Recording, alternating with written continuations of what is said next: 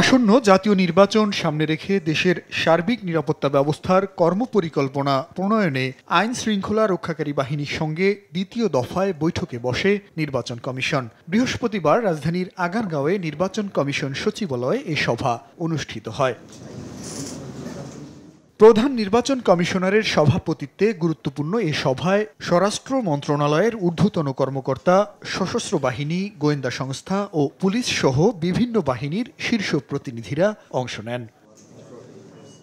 বৈঠক শেষে ইসি সচিব জানান, আইন প্রয়োগকারী সংস্থাগুলোকে আইনের প্রতি শ্রদ্ধাশীল থেকে দায়িত্ব পালনের নির্দেশনা দিয়েছে কমিশন।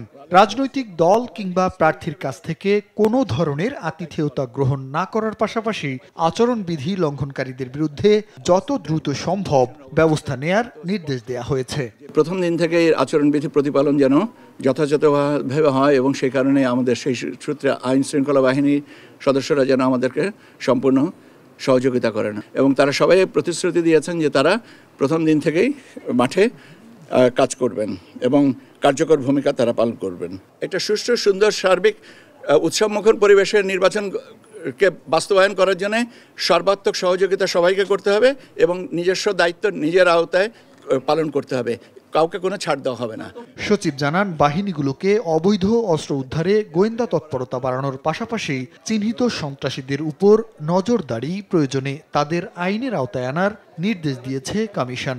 যে সমস্ত আর্মস রিকভারি করা যায়নি সেটা থেকে আরও তৎপরতা হতে হবে।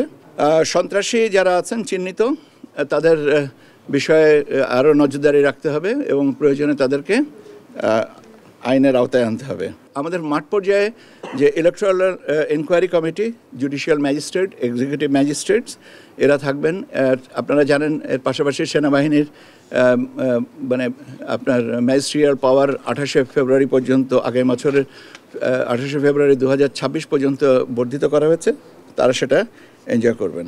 এদিকে নির্বাচনী সরঞ্জাম, স্ট্যাম্প প্যাড ও অমোচনীয় কালি কলম আনুষ্ঠানিকভাবে কমিশনের কাছে হস্তান্তর করেছে ইউএনডিপি। জুনায়েদ আল হাবিব, দেশ টিভি, ঢাকা।